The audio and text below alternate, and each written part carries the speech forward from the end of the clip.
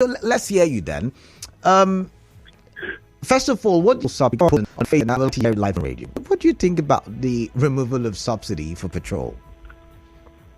First and foremost, I am a believer, a firm believer in the fact that when society is allowed to run properly, there are so many things you don't need to subsidize for the citizens. All right.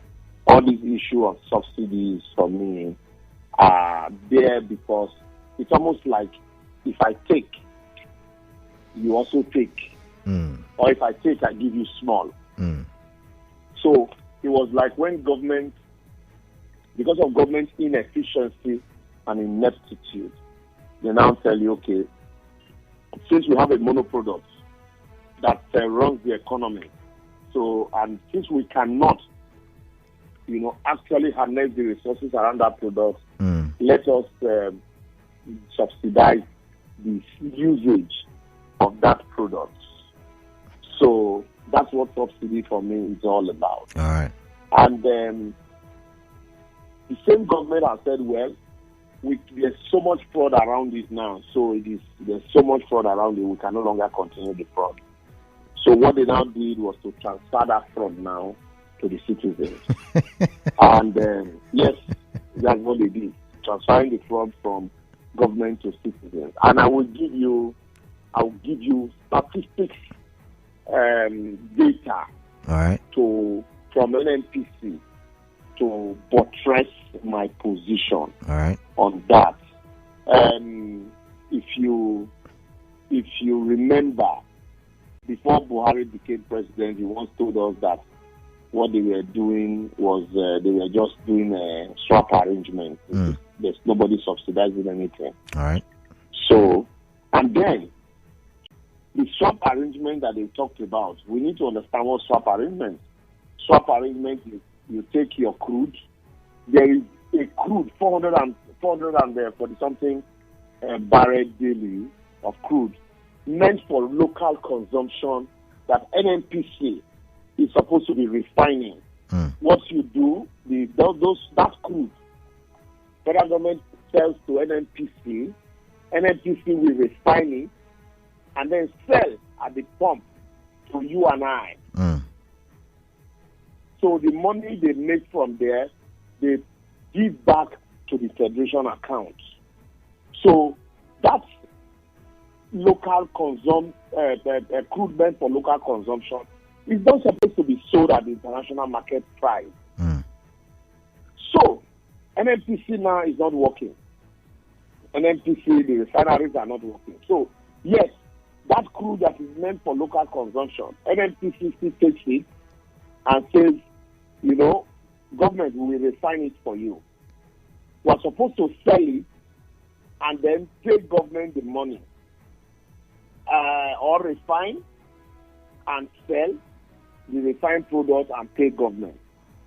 Rather, what they do, NNPC will take that product. Please permit me quickly, Canada. I'm listening to you. NNPC takes the product. Yeah. NNPC takes the product. Now they call it direct purchase, direct sale, direct purchase. They take the product, you give to a refinery, and then tell the refinery this product is the cost of this product is let's say 300 million. Cost of the product. So give me 300 million worth of PMS. So NNPC is not spending kobo. They're not spending 1 naira. So there is no subsidy. What I'm telling you, I'm getting there so that people will understand. Our listeners will understand. Okay. So NNPC is not spending 1 naira. Okay. So they will say, give me, I'm selling this thing to you, 300 million naira worth of petroleum, but don't give me the money. Instead, give me the product of 300 million naira. That's PMS 300 million naira. So what NNPC is paying for will be the cost of freighting it NNPC will pay for the cost of freighting and the cost of insurance into Nigeria. NNPC is now telling you, they now call it under recovery. The government, that product that you gave to us, we are supposed to sell and bring money for you. But you see, we have brought the product and the cost of even bringing it into Nigeria is higher than the cost of selling it. So we are running at a loss. And yet we are supposed to sell it at 185 naira per liter. We are running at a loss. So give us the difference of what we are supposed to make. That is the subsidy they are talking about. So, but now, you now come to, in March 2021, NNPC did all the calculation of their, what they call ex-coastal and in-coastal charges, and now came up to say the cost of landing this product is 212 naira per liter, and we are supposed to sell it at 185.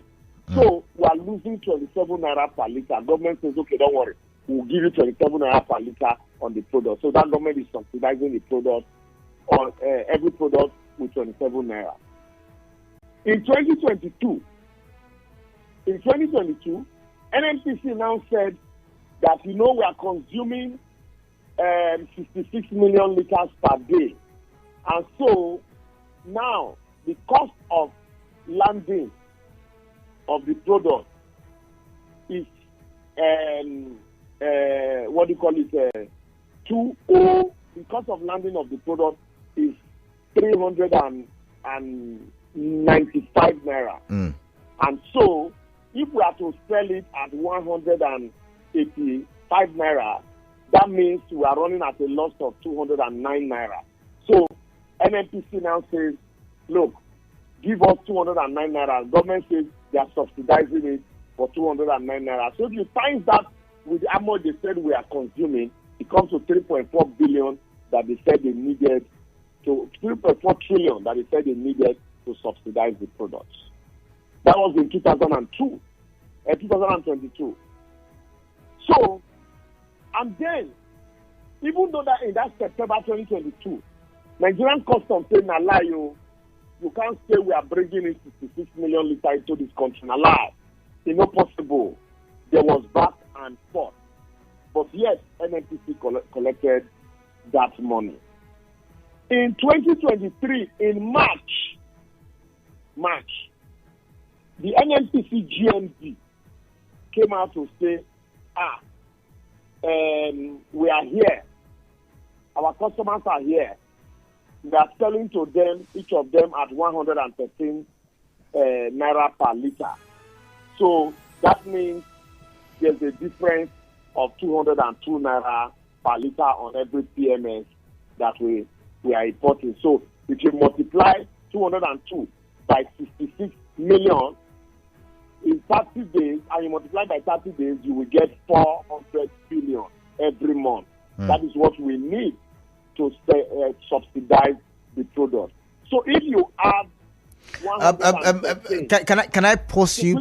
Can I pause you? We've got the commercial. No, we've got a commercial break coming up. Okay, so I would have to pause you on that one. Yeah. Okay. No matter what I do, you love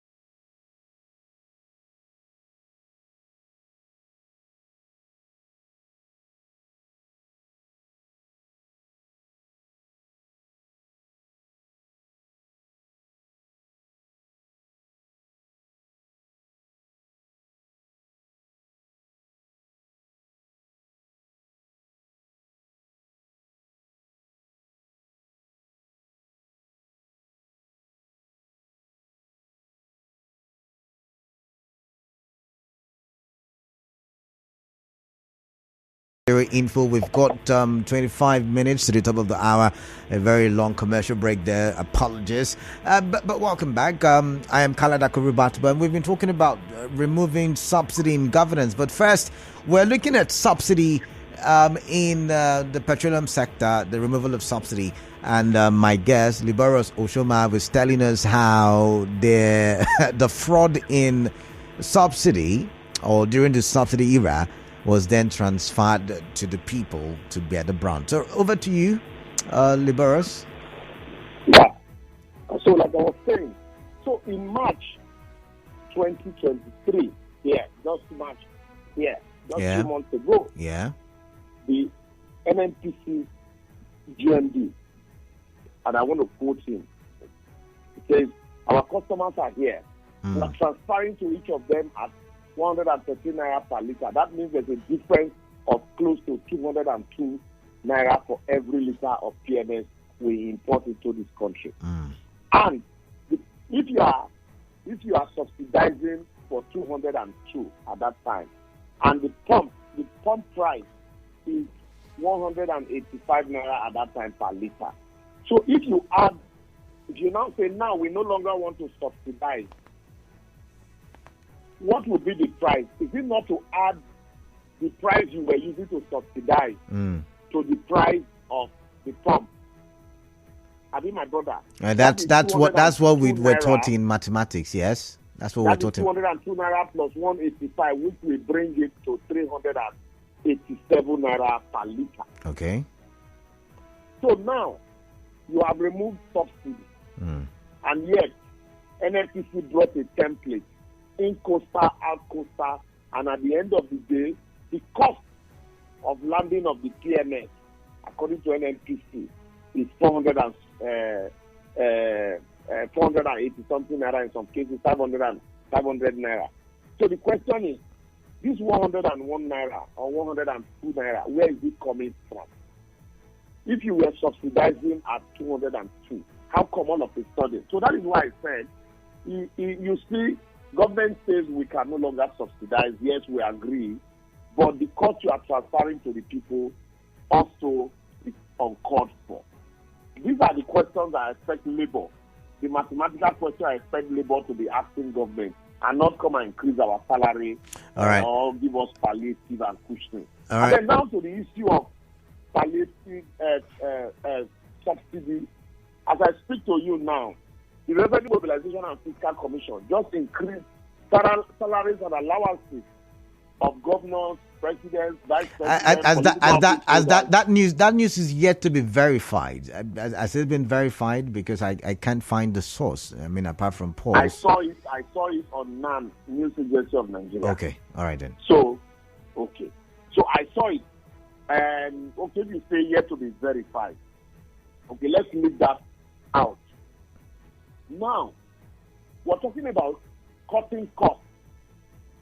Government can no longer subsidize our lifestyle because it's the lifestyle of the rich. But how come government also is still subsidizing lifestyle of the rich political class? If the governor, for example, is going out, he has a retinue of 7 cars. You have one for what do you call it, ambulance. Okay. All fuel. You have ambulance. You have outrider. You have security. You have escort. You have backup, and then you now have another backup in case. So the question you now ask yourself is: are we not supposed to be cutting costs? Are we not supposed to remove subsidies from governance also? Because government is the only lucrative business today in Nigeria. But it becomes impossible, like I told you this afternoon, it becomes very impossible because all of us, Nigerians, see government as avenue to make money. That is why it is the only lucrative business. Check any strong businessman in Nigeria today. Anyone, I stand to be corrected. Any rich man, they have one link with government here and there. And that is why the day you are given appointment, people celebrate you, not because they see you as, it's now time to work, but they see you as it's time to chop. That brings me back to my first statement when I said, because government is inept, they now throw subsidy at your face. So, because we, the people, believe that our government is inept, so they are making money. So go and make money and bring for us and subsidize our lifestyle. That is why you have this entitlement. Your brother is in government to believe he must bring money. Your brother is in service. Oh, who you help? Who you help? So that is why government will never in Nigeria reduce cost of government. Rather, it will keep going up. Because ask your House of Rep member who is buying Okada and Keke Napep and distributing for people. Where did he get it from? Is that his job? But we will see to criticize him. They'll say, go and sit down. After all, some people stole the money and they didn't share. This one that is even using it to do something, shouldn't we celebrate him? Oh, servant leader. The former governor of Rivers State, we built bridges, they will celebrate him. As if they pay them, if they sweet us. I think it is money that he's using. But nobody has ever bothered to ask, what is the cost of this bridge? Is it comparable to the average cost of building such bridge? You say, after all, others came, they stole it. So, but this one is doing something. So it is that attitude, that's our attitude. The followers' attitude is not God. The ordinary man of the cushion hardship, cost of providing for that woman. Let me answer this quickly. Government does not have the structure of subsidy. So I want to talk to you. If you now start to go to London, you don't need to be called of PMS because the train is working, buses are working. But you can know your movement a month. You buy oil cards, you move around. You go to Canada, the same thing. Except in America, even in America, where the land is big and people drive a lot, but yet there are still public service. But in Nigeria here, all of us are going in the same direction, living in the same house. We all like cars because the public transport is not so in the hands of people who are people online. All right. So these are the challenges. But so, the essence of government is supposed to protect you, but government does not protect. And those of us who should be asking government to protect are rather waiting to collect our share from government. And the moment you start collecting your share from government, you tell every other person to go to hell. After all, government is flat. All right. One last question before I let you go. You've said it's practically impossible to cut down the cost of governance. I mean, to remove subsidy from governance. But I mean, the government is saying we don't have enough money. The government is removing all of these other subsidies because they are looking at how they can, generate revenue from all the places that the House of Assembly members are collecting. Should we not be looking? At cutting down these monies, given that when you calculate them in bulk, it's going to be some huge sum. Let's even start from cutting down governance, for example. What does